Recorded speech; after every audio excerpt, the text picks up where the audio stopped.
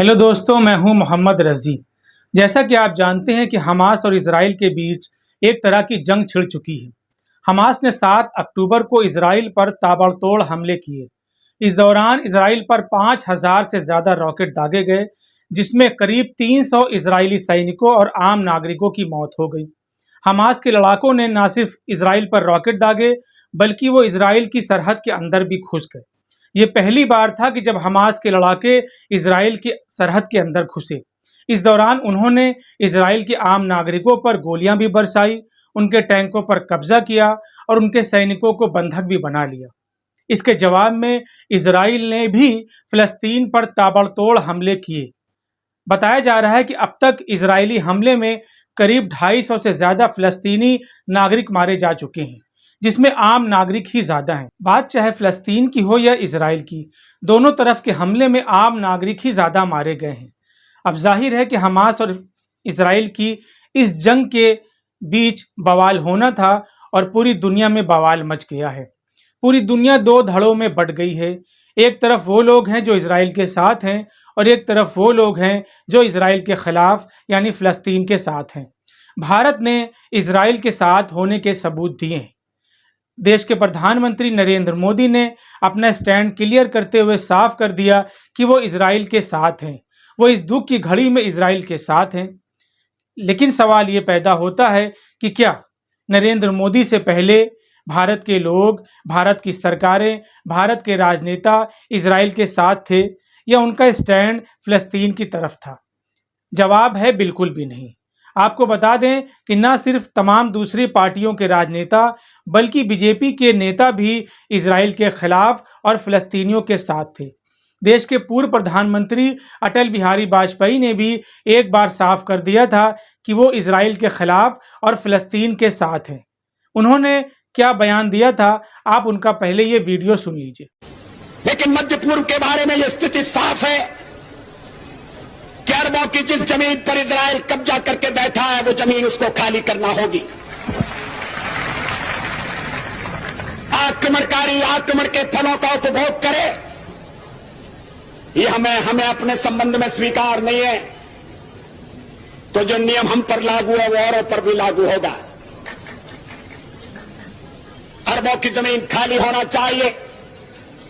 जो फिलिस्तीन है, उनके जो फिलिस्तीनी हैं, उनके उचित अधिकारों की प्रस्थापना होना चाहिए।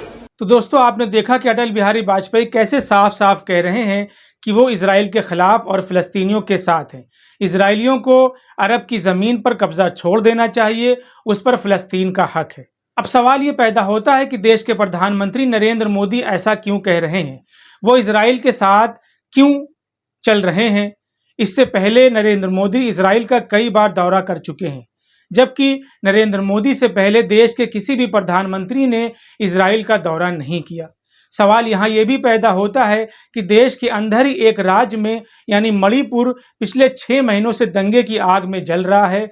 हजारों लोग अब तक बेघर हो चुके हैं, कई सौ लोग अब तक मारे जा चुके हैं, लेकिन नरेंद्र मोदी मणिपुर दंगे पर कुछ नहीं बोलते, और बोले भी तो करीब 4 महीने के बाद, वो भी सिर्फ 36 सेकंड के लिए। इसको लेकर तमाम विपक्षी पार्टियां, तमाम पत्रकार और राजनीतिक जानकार नरेंद्र मोदी की आलोचना कर रहे हैं। वरिष्ठ पत्रकार संदीप चौधरी लिखते हैं, इतिहास में दर्ज किया जाएगा, जब देश का एक राज्य मणिपुर दंगे की आग में 4 महीने से जल रहा था, तब हमारे प्रधानमंत्री विदेश यात्रा और चुनावी सभाएं कर एक ऐसे परिवार को कोस रहे थे जिनका आज़ादी से लेकर देश चलाने तक बलिदान का इतिहास है। लेकिन साहब अपनी उपलब्धि कभी नहीं बताते। मणिपुर दंगे को लेकर यूएन ने भी अपनी चिंता जाहिर की थी। तमाम वेस्टर्न कंट्रीज में यूएन के अंदर मणिपुर दंगे को लेकर चिंता जाहिर की गई थी और उन्होंने भारत को निर्देश दिया था कि मणिपुर दंगे को जल्द से जल्द खत्म किया जाए।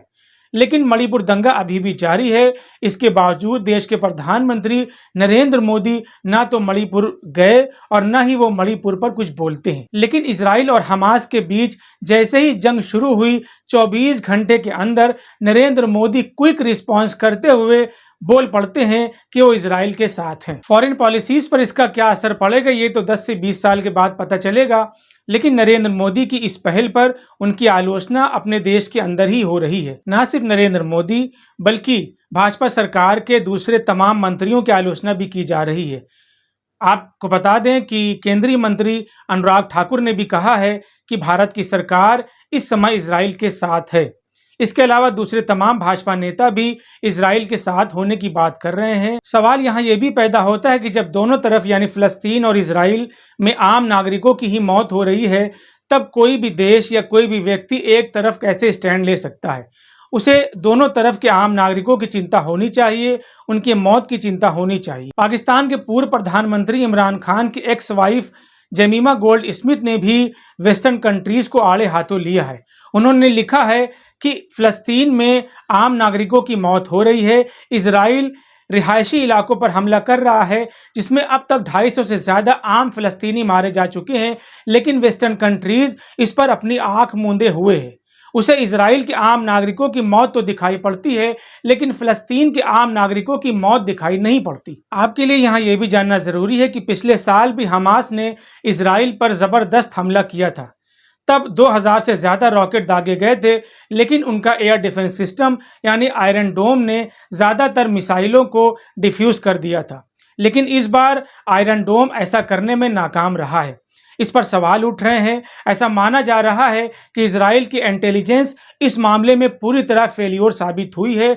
उनका एयर डिफेंस सिस्टम भी हमास की तरफ से आने वाली मिसाइलों को डिफ्यूज नहीं कर पाया है।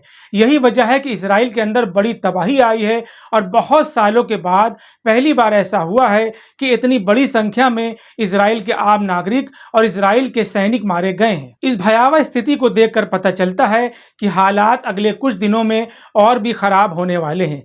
जिस तरह इजराइल के प्रधानमंत्री नेतन्याहू ने कहा है कि वो जंग में हैं और हमास को और फिलिस्तीनियों को इसकी कीमत चुकानी पड़ेगी, इसका मतलब साफ है कि आने वाले दिन एक तरह से जंग के दिन होंगे। अगर मामला और ज़्यादा बढ़ता है तो फिलिस्तीन का समर्थन करने वाले और इजराइल का समर्थन करने वाले देश भी आपस में ही टकरा सकते हैं। जैसे जैसे वक्त गुजरेगा स्थिति साफ हो जाएगी। फिलहाल आज के लिए इतना ही।